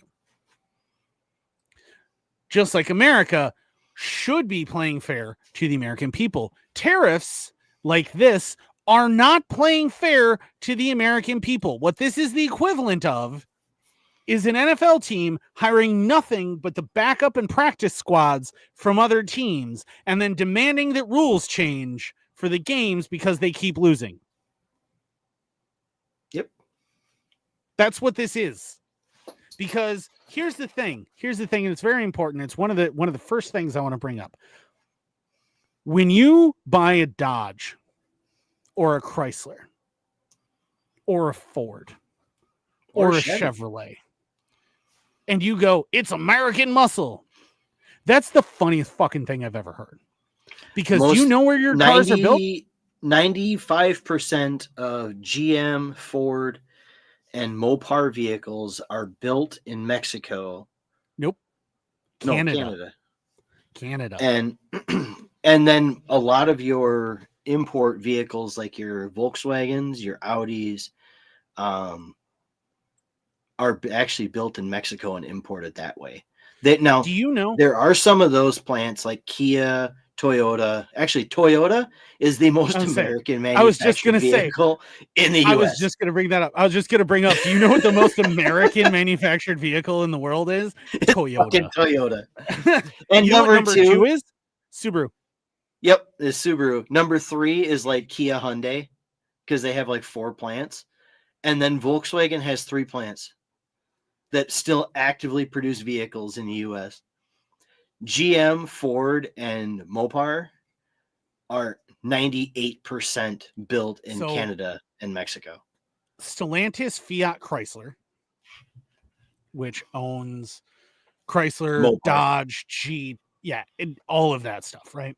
The only thing in that family that they don't own is Ram, and that's because Ram got spun off into its own thing. You know, the best part is Rams are nearly 100% produced in Canada. Mm-hmm.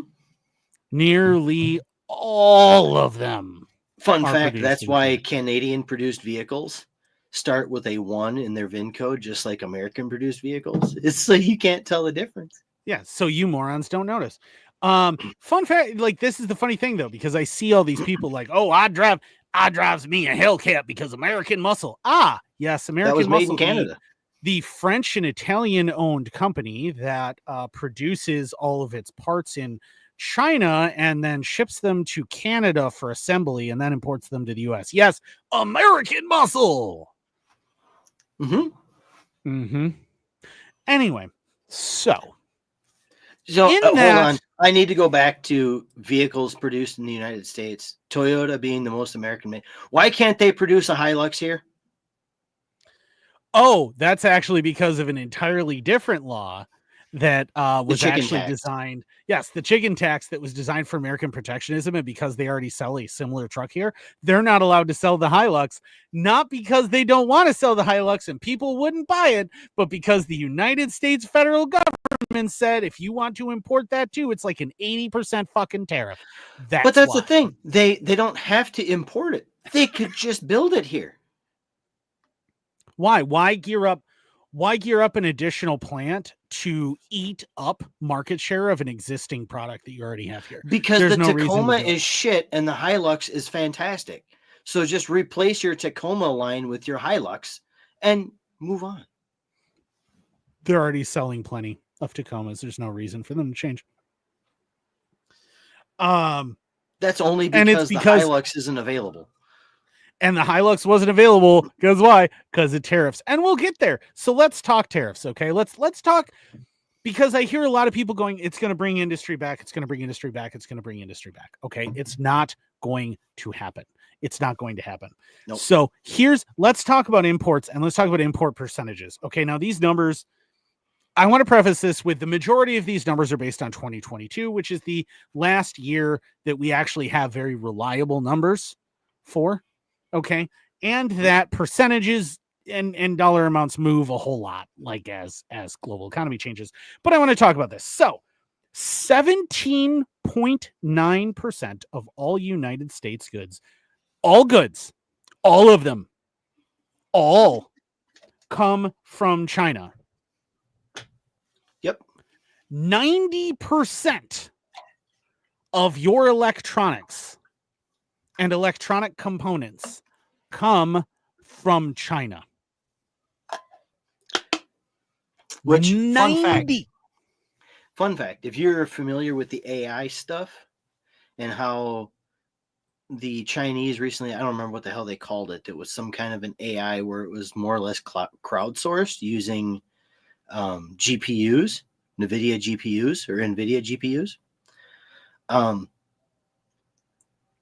Those are supposedly export controlled, but they're primarily produced in China. DeepSeek, that's what it was. Those chips, the vast majority of those architectures are produced in China. And then they're shipped to Japan where they're actually fitted to the boards. Yeah. It doesn't take somebody who's intelligent, who is extremely intelligent, to take those chips, produce extras, and then mate them to your own fucking boards. Right. But here's the thing. 90% of your electronics, right? So that includes the laptop that I'm using, the computer that you're using, this microphone, the web camera that I got sitting up there, this wonderful cell phones thing in your pocket, everything. 90% of that is produced in China. Okay. 17.9% of all U.S. goods. I just want to reinforce all U.S. goods.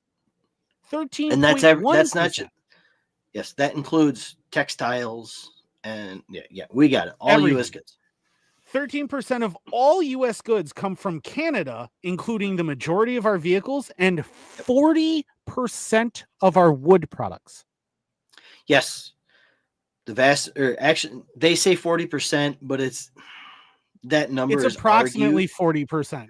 It's that, yeah, so I was going to say that number's argued because you see a lot of like all of your construction lumber, all of your household construction lumber for building new dwellings comes from Canada. Mm-hmm. That's all of it. Canadian. All Canadian. Specialized woods for cabinetry and that kind of stuff, that comes from other sources. But all of your pine lumber that's used for production of dwellings is produced in Canada. All of it. Yep. It's all going to be Canadian. So all of your construction lumber, all of your OSB, yep, particle board, plywood, all that stuff, that is all Canadian. Okay. First of all, 13.1% of all US goods come from Canada. 14.5% of all US goods come from Mexico. This includes 63% of all vegetables, 47% of all fruits and nuts, and 70% of all gypsum and lime. What is gypsum and lime used for, Andrew? Construction. You know what else is? What? Lumber. You know what we're in the middle of? A fucking housing crisis.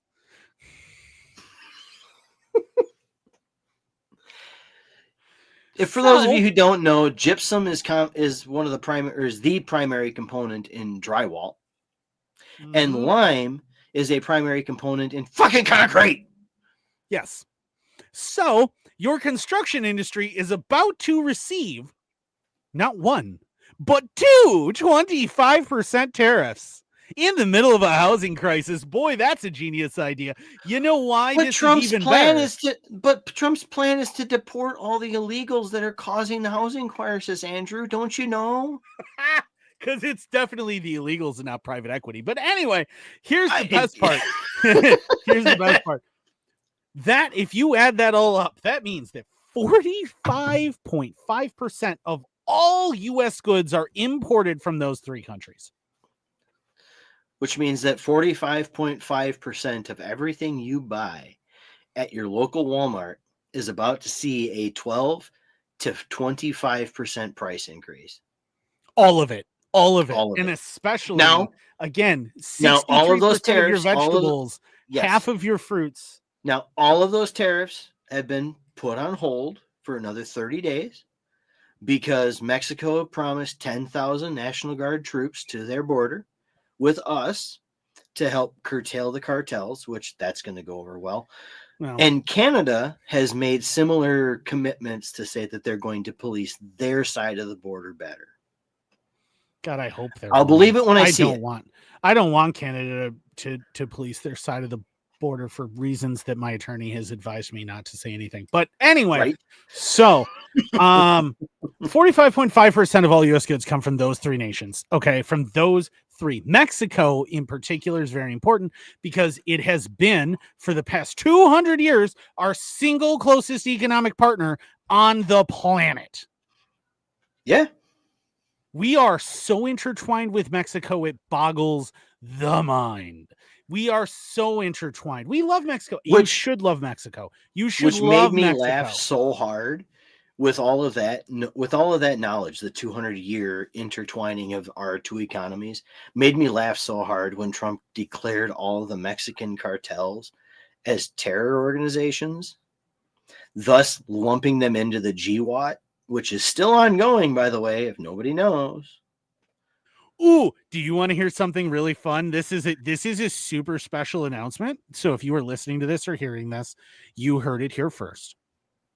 Dave at Poppins Patches is currently working on a brand new patch. It is a patch for the global war on cartels, or guac.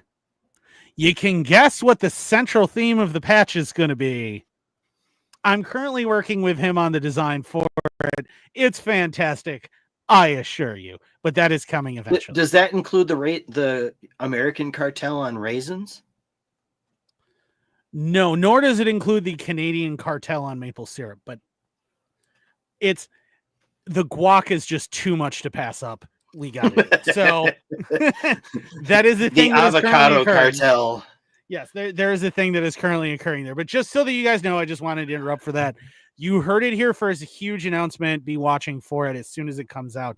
I'm going to pester him for a few for giveaway. But yes, that is going to be super cool. That is a thing that is coming. Can we get him to include not only that patch, but maybe the tropical fish and one of our designed Boogalorian t-shirts as kind of a package deal for a giveaway?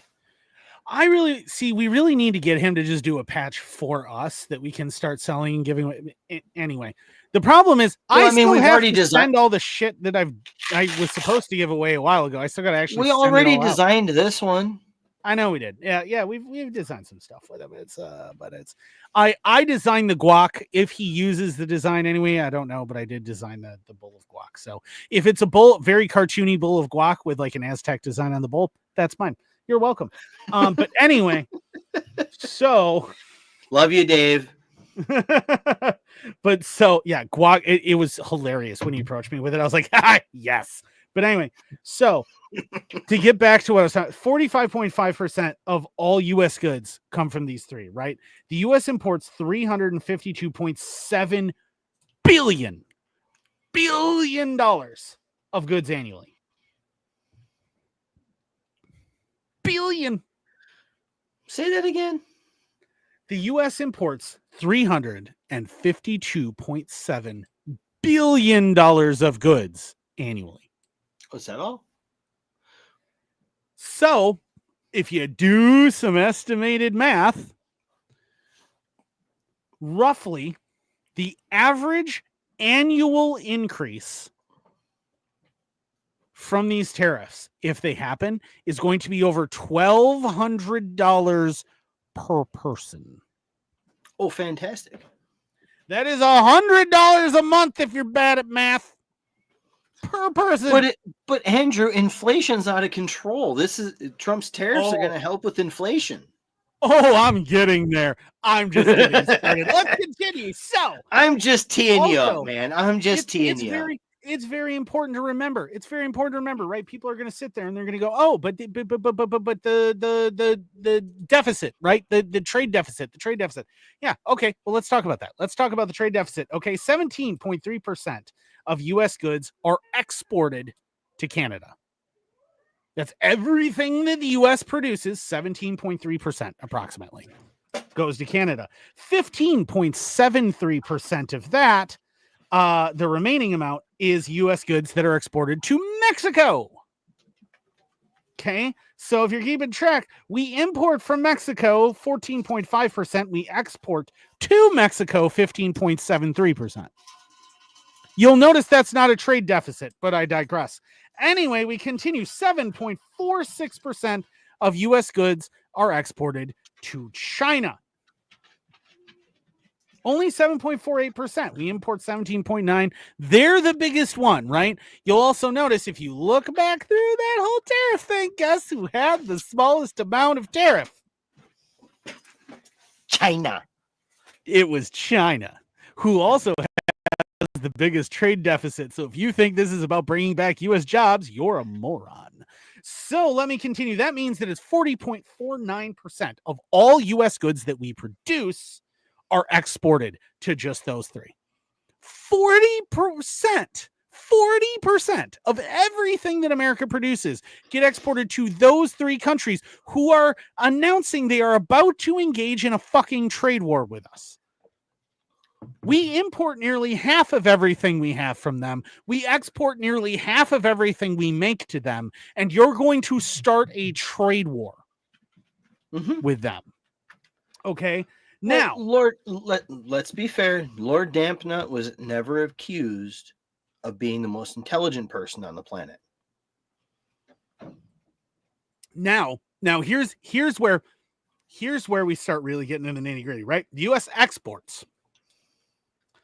And this is, so my import, the 352.7 billion, that's as of Q4 2024. That is as current as I can possibly get. We export $268.8 billion worth of goods. Okay. $268.8 billion worth of goods. That is how much we send out versus how much we bring in, which is a trade deficit globally, right? Globally of $98.4 billion.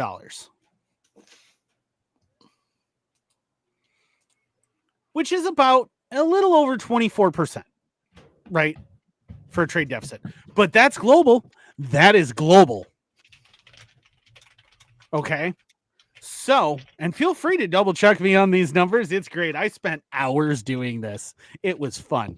Anyway, so our trade deficit is a little over 24% as of Q4 of 2024. $98.4 billion. Okay. Remember, the trade, though, does not exist in a vacuum. The economy is not a zero-sum game, right? Our economy, the American economy is a zero-sum game. The world economy isn't a zero-sum game. It grows constantly, right? There's no such thing as a zero-sum.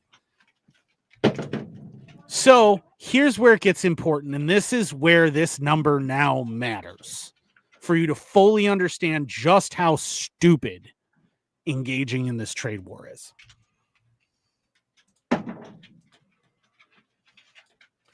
The United States GDP, okay, our gross domestic product, right? That is the value that we produced as a nation, right? Value that we produced as a nation was $27.36 trillion in 2022. It was 28.83 trillion in 2024 because it went up a bit, but we're going to stick to the 2022 numbers because that's what I was working with most of that. Okay. So I'm just letting you cook, brother.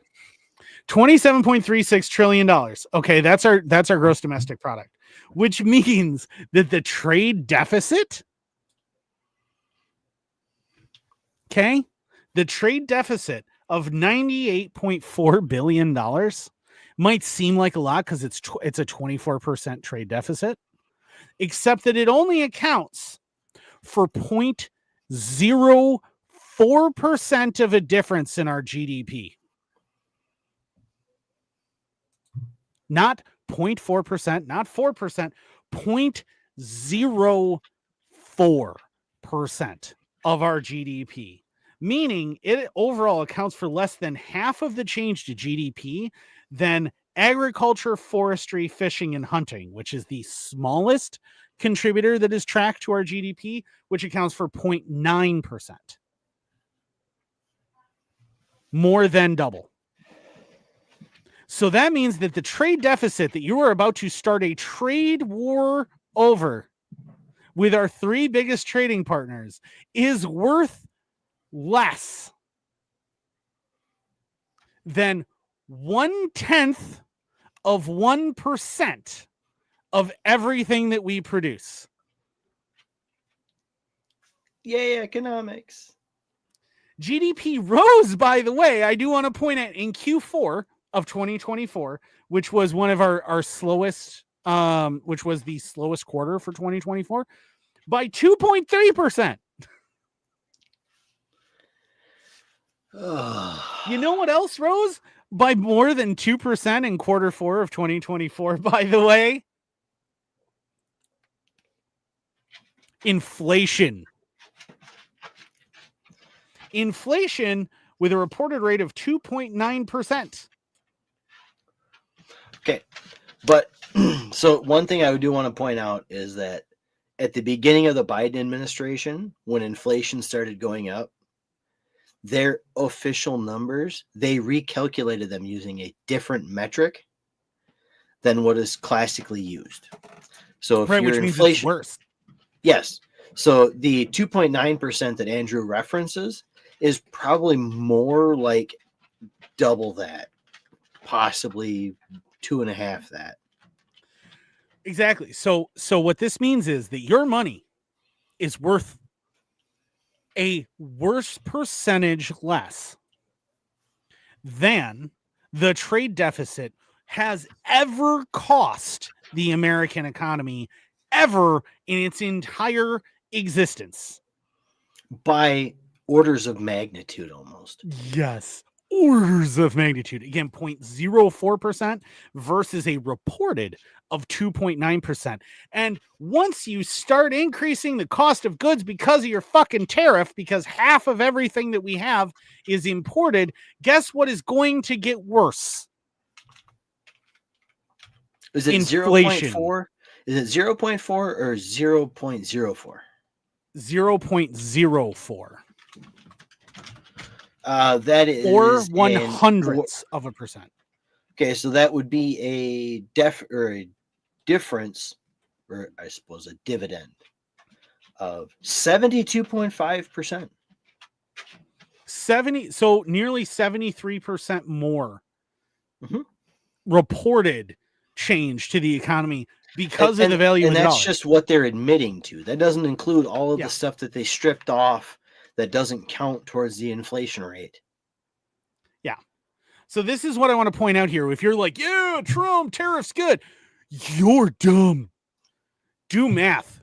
Because the reality is you're about to advocate for starting a trade war with our three biggest economic partners over something that matters less to our overall national economy than fishing.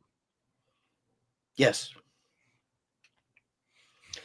Now, some things I would like to see to kind of go off of this, to see things that would actually produce American prosperity.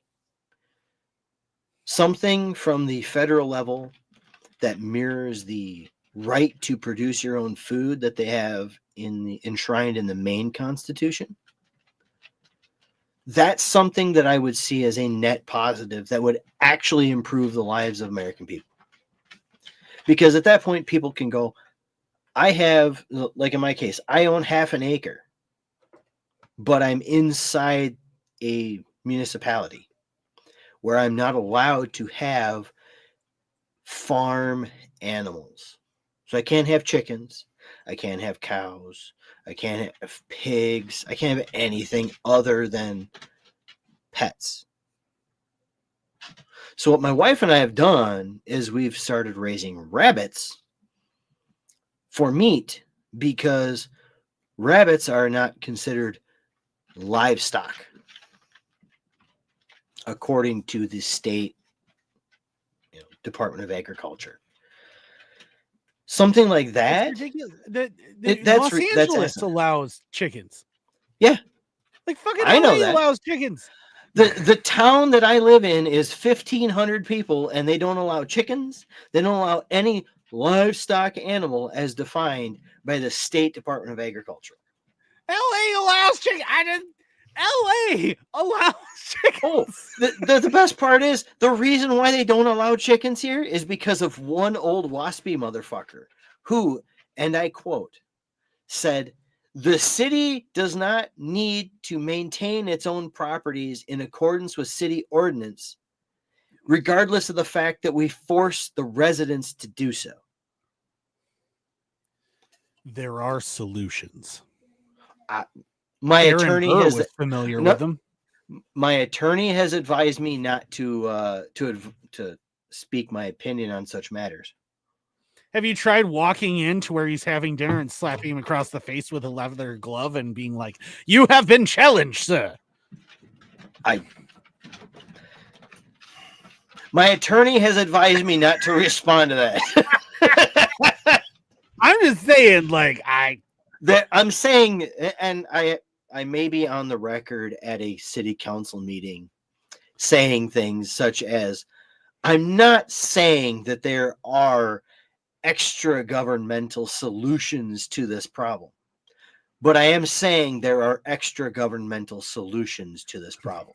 There are potentially alternative resources to which the citizenry is entitled by the Declaration of Independence access. And I also may have said at some point or another that I'm not saying a Komatsu D355 is on the table.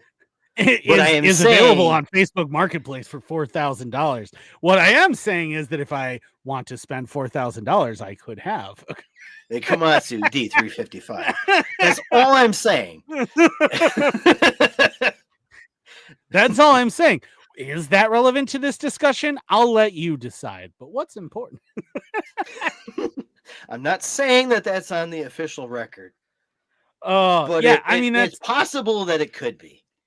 Speaking of things that aren't on the official record, I do want to cover this very, very quickly. We're running out of time here, but two things I want to point out. This one is from Wisconsin, so it is near and dear to my heart, Chris. Oh my God, I want to. This drove me up the fucking wall when I shared it to the group.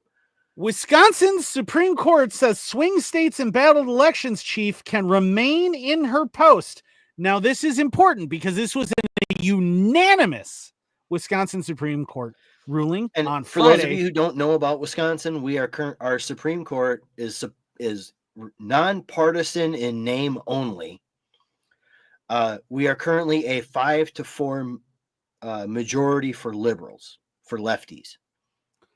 Yeah, so it says a unanimous Wisconsin Supreme Court ruled Friday that the swing state's nonpartisan top elections official, who has been targeted for removal by Republican lawmakers over the 2020 presidential election, can remain in her post despite not being reappointed nor confirmed by the state Senate. So I want to, without reading the article, if you want to read it, it's in the description. If I remember this article correctly, the top official for the nonpartisan Wisconsin Elections Commission is her term is over, and she has not been renominated to the position, nor was she confirmed to the position by the state Senate when she was originally nominated. So she has been performing her duties as the acting administrator. Yes, the interim administrator. And the state Senate, who has the power, according to state document, state constitution, and everything, to fire her, has fired her twice. And the state Supreme Court just said, nope, she can just stay in her position because, quote, no vacancy exists. Because of that, the Elections Commission does not have a duty to appoint a new administrator to replace Wolf simply because her term has ended. So even if she had been confirmed, her term has ended, but she gets to stay regardless of that fact because a, quote, vacancy does not exist. Yeah, remember, we have a 4-3 liberal majority in the state Supreme Court here in Wisconsin. I thought it was 5-4. No, it's 4-3. Is it 4-3? Yeah. My bad. Admonish me. But the most insane fucking thing here is just that this is why I wanted to bring this up, less so that somebody's been fired in government and just doesn't have to leave their position like fucking Milton in Office Space, but on top of that, the court relied on the precedent set in a 2022 ruling that allowed Republican appointee Fred Prain to remain on the state National Resources Board after his term had ended. That ruling came when the court was controlled by conservatives. And I wanted to bring that up specifically because, as I say again and again and again and again and again on this show, the bat you wield against your opponent today will turn into the warhammer that is swung against you tomorrow. You got it. Stop giving government power just because your guys are in charge.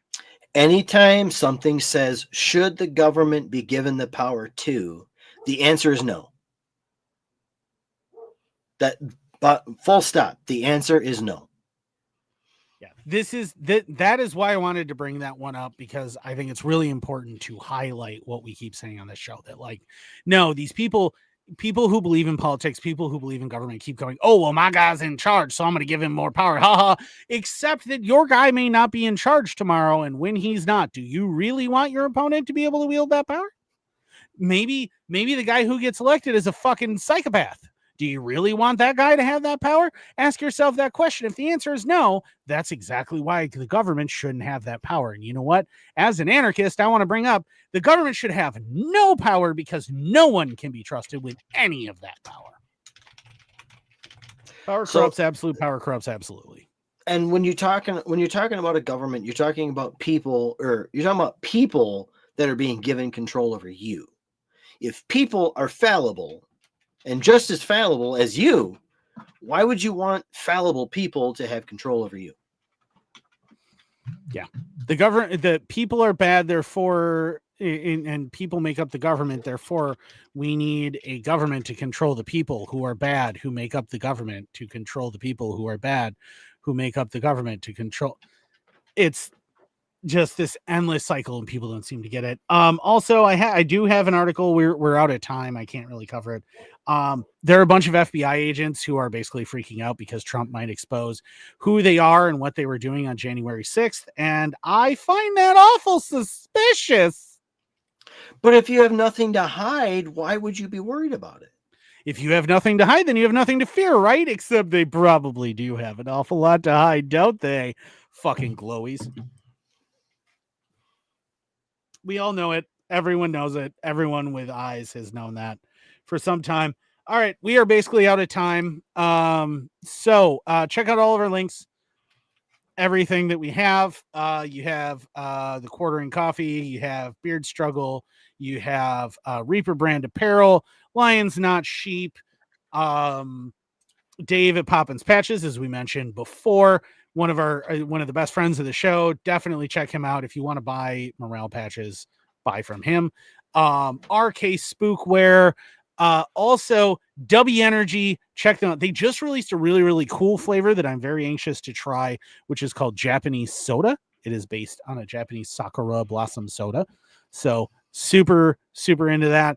If you drink a lot of energy drinks, which I definitely do, and I'm sure a bunch of you guys do, check out W. Super awesome. No crash. Awesome flavors.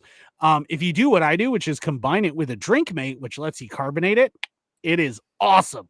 So definitely check out W. Use the code that you get through the link in the description. You get a discount, and you can buy in bulk. You can buy all sorts of stuff. It lasts super long. It's way cheaper than energy drinks you're going to buy in the store, and definitely better flavors, better variety. If you're into anime, apparently they have like a sponsored one with an anime or an anime game or something too. Like they got a ton of cool stuff. Definitely check them out. I love W and really appreciate their sponsorship. Same with Reaper, same with all of our sponsors. They're super, super awesome. But we got about a few seconds here. Chris, you got any life advice or anything for this week? The general theme of the show is whomever is in power is trying to tell you.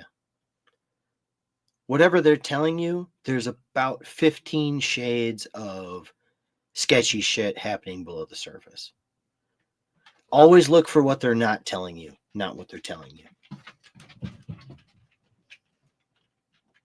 Exactly. They're never going to give you the information that you need to understand what they're really doing. They're going to go out of their way to deceive you, to trick you. And if you are buying into it, if you think Trump is your salvation, I definitely have beachfront property in Arizona to sell you, as well as mountain views in Kansas and Nebraska. So don't believe the government. Continue to rebel. As my hat patch says, fuck you, I won't do what you tell me. And I went with a little more save a pup, abolish the ATF, and the marvelous Redcoat ATF from Dave. That's from Dave. That's one of Dave's, the Redcoat NPC ATF guy. Super awesome. Check him out. Check out all of our sponsors. We love our sponsors. He also They're has super some great. of these wonderful things with the bluey patches. They're fantastic. So much cool stuff. Definitely check him out. We highly recommend him. He's a really good friend of the show. This has been all for our Better Than the Game Trumpdate special. We hope that you enjoyed our alternative to the Super Bowl. If you didn't watch live and you're just listening now, well, hopefully you didn't watch the Super Bowl, because the Super Bowl sucks. But unless the Packers are in it. Green and gold till I'm dead and cold, ladies and gentlemen. Exactly. And fuck the Bears. And on that, you guys have a lovely night. We will see you hopefully in a couple of weeks when we come back for another show. If you're not subscribed so that you get notifications, please do that, because we are still making episodes. And if you still can't guys, live every week and you just want to catch the follow-up, subscribe to our Rumble channel. It's rumble.com/AAFRTD. I upload every episode over there. So you can just catch us over there, and then you're not supporting big tech, you're supporting alternate tech. So we're on Rumble, we're on Odyssey, we're on most major podcatchers, we're on everything, we're all over the place. So there's all sorts of places you can check us out, and we would love for you to leave us positive reviews, 5 stars, all that fun stuff. Subscribe, everything else, support us, support our sponsors. We love you guys, and we hope to talk to you later. Peace.